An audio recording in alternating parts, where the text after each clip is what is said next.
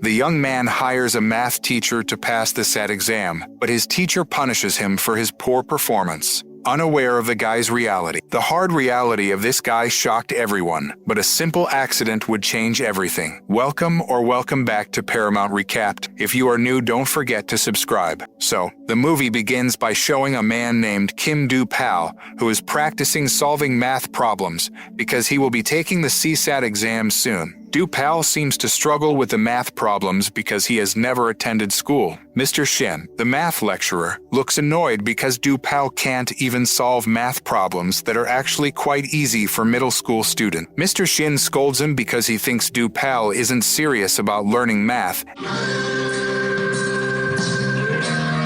and taking the exam. However, when Mr. Shin is about to leave, he discovers that Do-pal is actually a high-ranking gangster in the Chilsun gang, a well-respected criminal gang in the city. Mr. Shin immediately becomes fearful and regrets underestimating him. Fortunately, Do-pal doesn't mind at all and orders his subordinates to escort Mr. Shin out while he teaches a lesson to a man named Kwang-soo who has caused trouble for his gang some time ago. At that moment, Do-pal blames Kwang-soo because he has caused problems that left him with not enough time to study math, even though he will be taking the CSAT exam soon. However, Kwang-soo takes the opportunity to capture Mr. Shin, who is about to leave, and holds him hostage, threatening to kill Mr. Shin if he doesn't let him go. Seeing this, Do-pal says that Mr. Shin is not part of the criminal gang and Kwang-soo should respect him because Mr. Shin is a teacher. 회장님 제끼려고 칼잡이 보내서 끌려놓고 Kwang-soo then releases Mr. Shin and prepares to attack Do-pal, but he quickly grabs the blade of a knife, making Mr. Shin, who sees it, immediately shocked to the point of fainting. Meanwhile, Do-pal, who is a great fighter, then strikes Kwang-soo's neck until he collapses unconscious. Sometime later, after taking Mr. Shin to the hospital,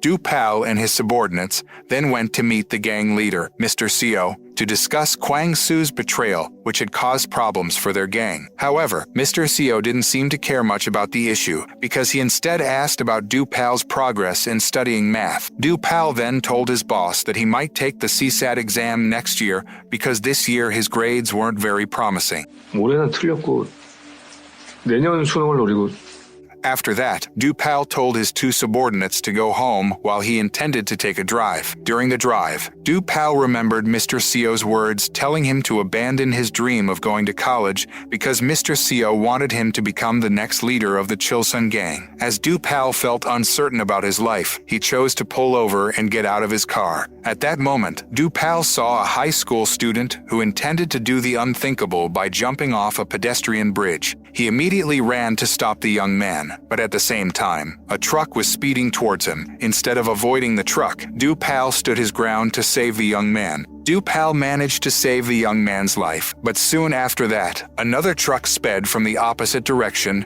and hit him.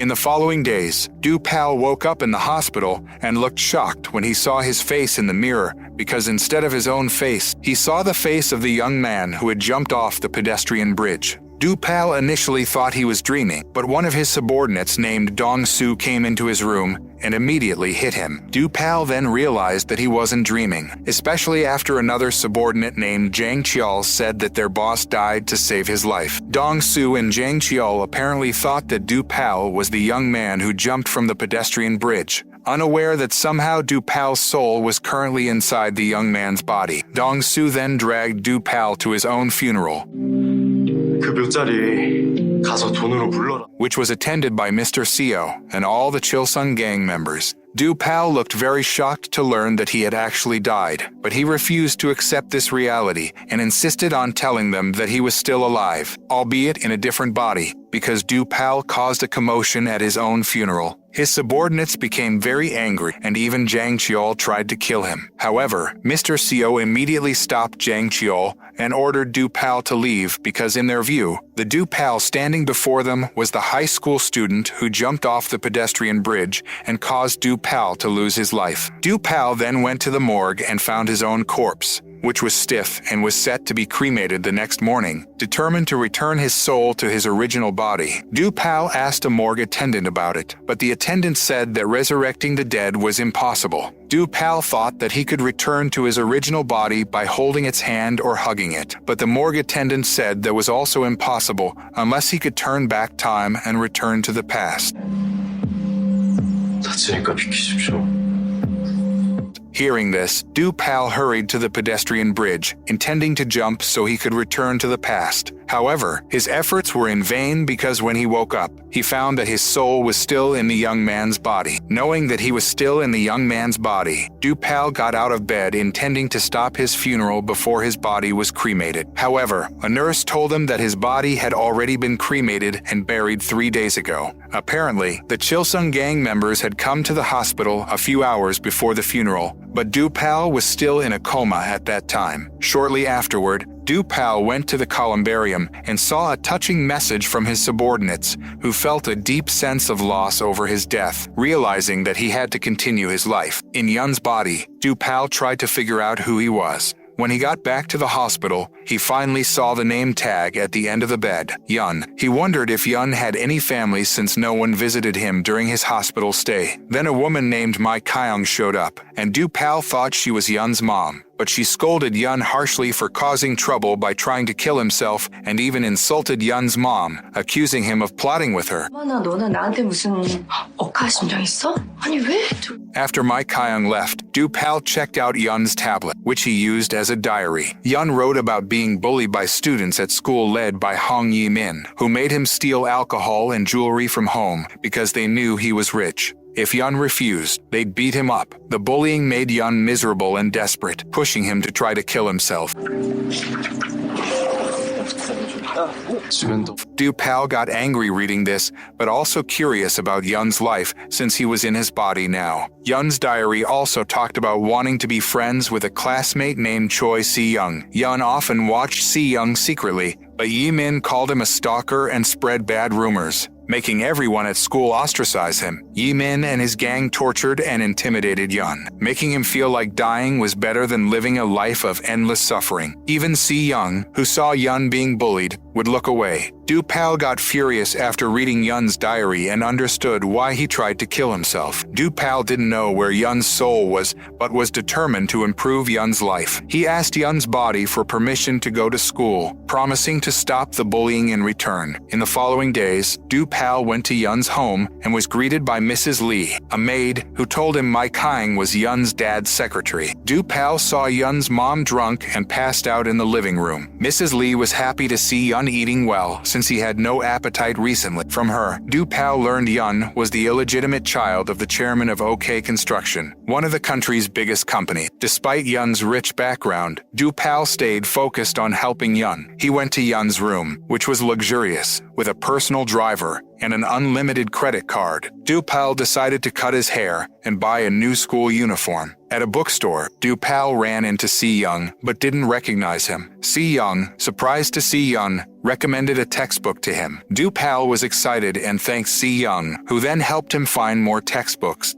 As they left the bookstore, Si-young offered to carry the books since Yun was still struggling to walk. Du-Pal, in Yun's body, thanked him and asked how kids study nowadays, as he was actually in his 40s. Si-young, surprised, said kids study diligently and focus on school books. When Si-young explained an old proverb, Du-Pal remarked that he must be popular with girls. Si-young, confused, said Yun's way of speaking sounded like an old man's. Du-Pal insisted that's how kids talk now. Si-young apologized, thinking Du-Pal was indeed Yun. Du-Pal seemed unaware of being in Yun's body, mentioning a big age difference between them. Before leaving, Du-Pal advised Si-young to study hard and listen to his mom, adding that he should go home soon to avoid worrying his parents. In the following days, as Yun's body recovered, Du-Pal started exercising intensively to get stronger. He also studied hard and was ready to return to school. On the first day back, Du-Pal had Yun's driver drop him off at the school gate. unlike Yun, who usually got off a few blocks away to avoid standing out without a name tag on his uniform. A teacher scolded Du-Pal, but didn't punish him since it was the first day and Du-Pal was polite. Yi-min and his friends, being punished for breaking rules, looked annoyed as the teacher praised Yun in front of them. Du-Pal went to class 3-3, but didn't know where to sit since he'd never been to school until high school. He asked some girls chatting nearby, and they said they could sit anywhere since seating arrangements weren't set yet. The girls found Yun's face familiar. Shortly after, the homeroom teacher arrived with Si-young, Yun's classmate, and Yi-min and his friends. When the teacher called out names, everyone was surprised Yun, the stalker, was in their class.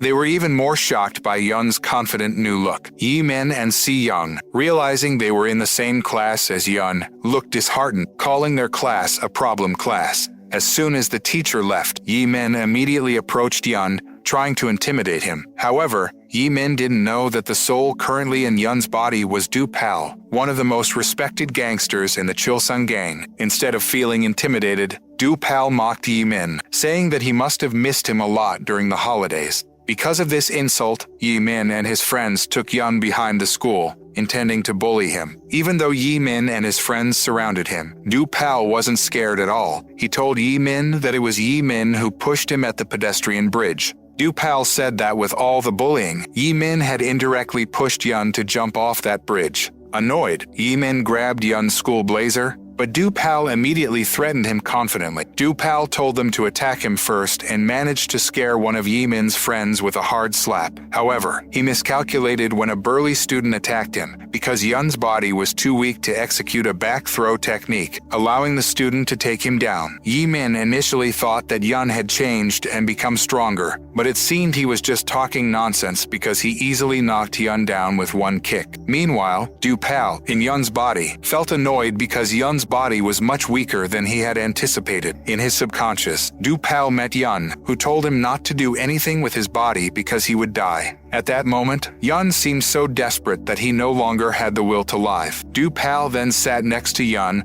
and said that he would try to improve the situation so he would no longer be bullied and could graduate high school with good grades, then continue his education in college. Du-Pal even told Yun that he would befriend and protect his mother. But Yun doubted this because he thought his life would never change no matter how hard he tried. When Du-Pal confidently said that he would improve the situation and make Yun a cool young man, Yun's figure suddenly disappeared, and Du-Pal finally regained his consciousness. When Du-Pal opened his eyes, he saw Si-young standing in front of him, offering to help him up, but he refused and intended to return to class immediately. Si-young then invited Yun to the school clinic to treat his injuries, and Du-Pal looked in so much pain while Si-young treated his wounds. Despite earlier complaining about Yun's weak body, Si-young then asked Yun why he pretended not to recognize him when they met at the bookstore. He initially thought Yun was someone else when they met at the bookstore. However, when Yun came to school, Si-young became convinced that the young man he met at the bookstore was indeed Yun. Si-young also told Du-Pal that he and Yun were best friends,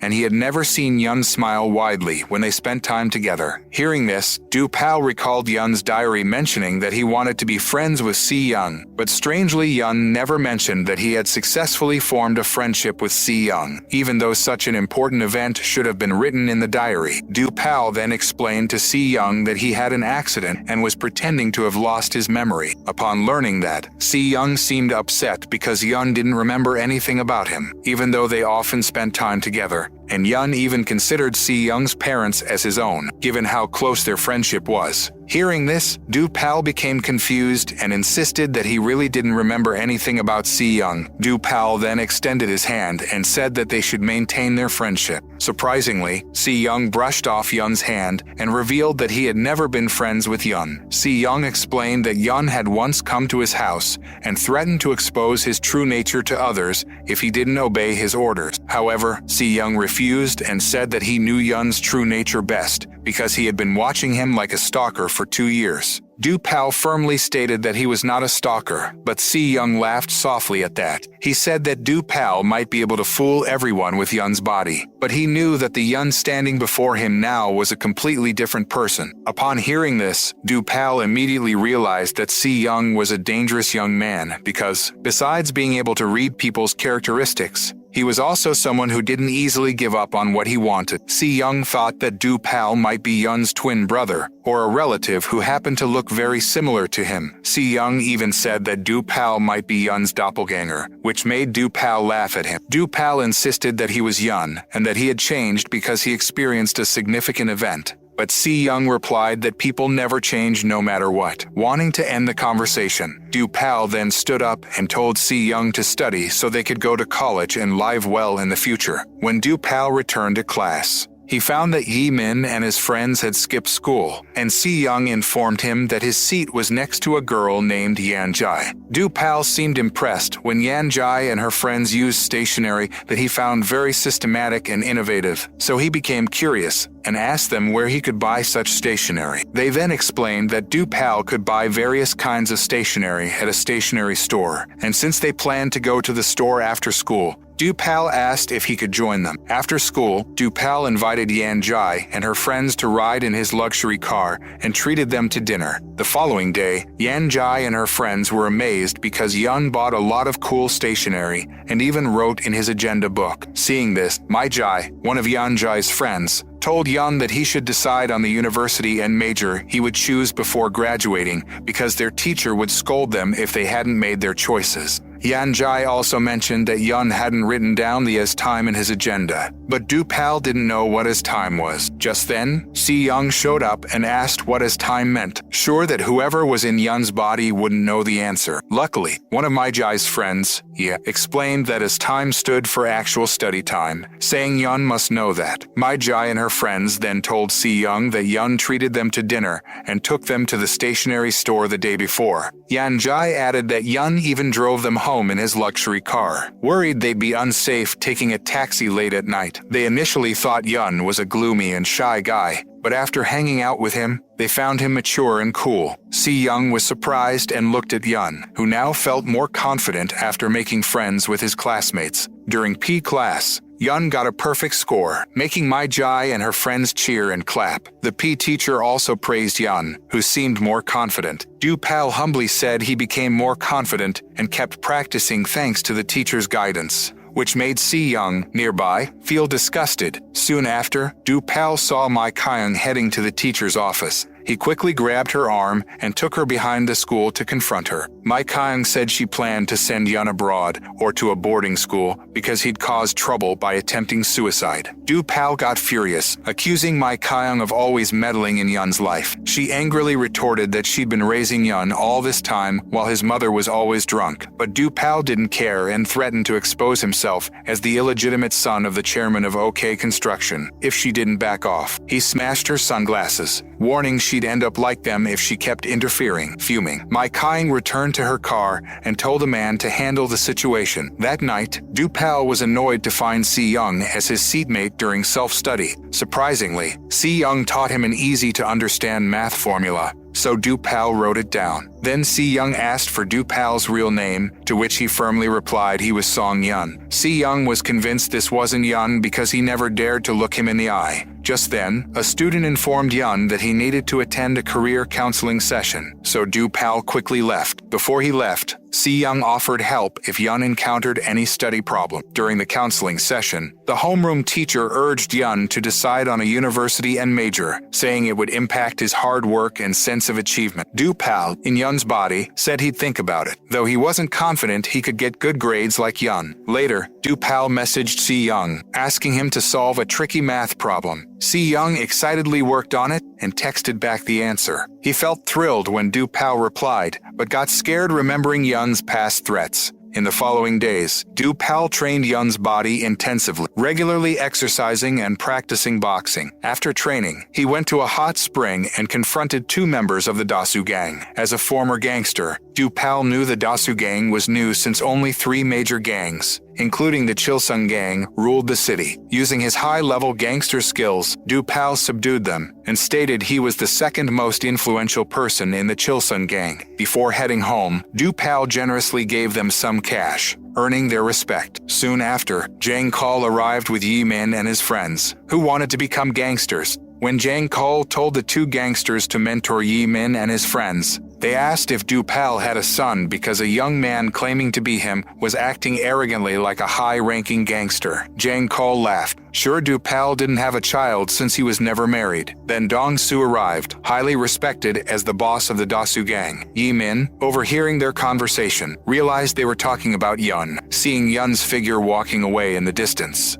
When Du-Pal got to Yun's house, he was shocked to find Si-young there, who said he'd be tutoring him from now on. Du-Pal wondered how Si-young knew Yun's address. Si-young said he got it from the student records in the teacher's office, using his class president status to access them without suspicion. At the same time, Du-Pal saw Yun's mother struggling to walk. Drunk, he told Si-young to go to his room first, while he helped Yun's mother to hers. After that, Si-young took the chance to snoop around Yun's room. Looking for something, Du-Pal showed up and asked if Si-young was searching for Yun. Si-young said he had something to tell the old Yun, but Du-Pal said he could tell him instead because he was the new Yun. Si-young accused Du-Pal of stealing Yun's life and demanded proof that he was really Song Yun. Si-young suspected Du-Pal might have killed Yun, but Du-Pal got angry and asked why Si-young was so obsessed with Yun. He seemed to know something happened between Si-young and Yun the day Yun did the unthinkable. Du-Pal revealed that after Yun saw Si-young, he jumped off a pedestrian bridge. When Du-Pal was about to explain more, they heard Yun's mother scream and rushed to check on her. Mrs. Lee was trying to take Yun's mom, My-suk, to her room, but My-suk wanted to go out drinking. Du-Pal tried to calm her, but she slapped him and took out her frustration on him. My-suk, who suffered from anxiety and depended on alcohol, blamed Yun for ruining her life. She used to be an actress,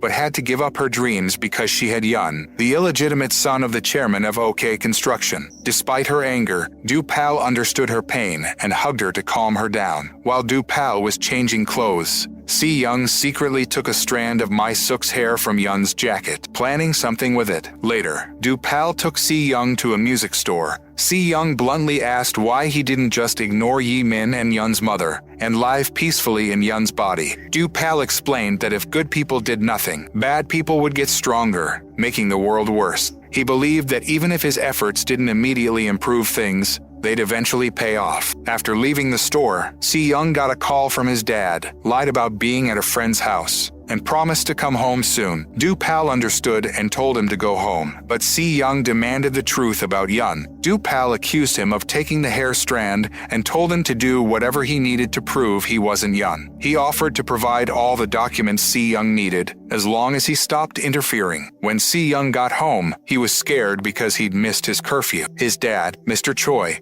had a tracker on his phone and knew he lied. Si-young apologized and admitted he was at the music store with Yun. His dad asked if Yun was a good student, and Si-young said Yun was diligent and never caused trouble. In his room, Si-young had a mild panic attack, remembering his father's mental intimidation from his childhood. Despite studying hard to cope, the trauma worsened. The next day at school, Du-Pal was confronted by Yi-min and his friends, who showed a video of them bullying Yun. Furious, Du-Pal broke the phone and challenged them to a fight. He told them to attack first, and when Yi-min grabbed Yun's blazer, Du-Pal headbutted him, knocking him down. Yi-min punched Yun's face, but it had no effect because Du-Pal had trained Yun's body. Confused, Yi-min praised Du-Pal's toughness. Du-Pal explained his head injury from the bridge fall changed him, but Yi-min didn't care and prepared to attack again. Du-Pal easily knocked him down with a kick, making Yi-min's friends angry. They attacked simultaneously, but Du-Pal used his gangster fighting skills to take them down. Yi-min broke a mop handle to use as a weapon, reminding Du-Pal of his last moments as a gangster. He managed to knock Yi-min down effortlessly. After defeating them, Yi-min asked if Du-Pal was a gangster. Confidently, Du-Pal revealed he was Kim Du-Pal, the second most influential person in the Chilsung gang. The first part of the series ends here,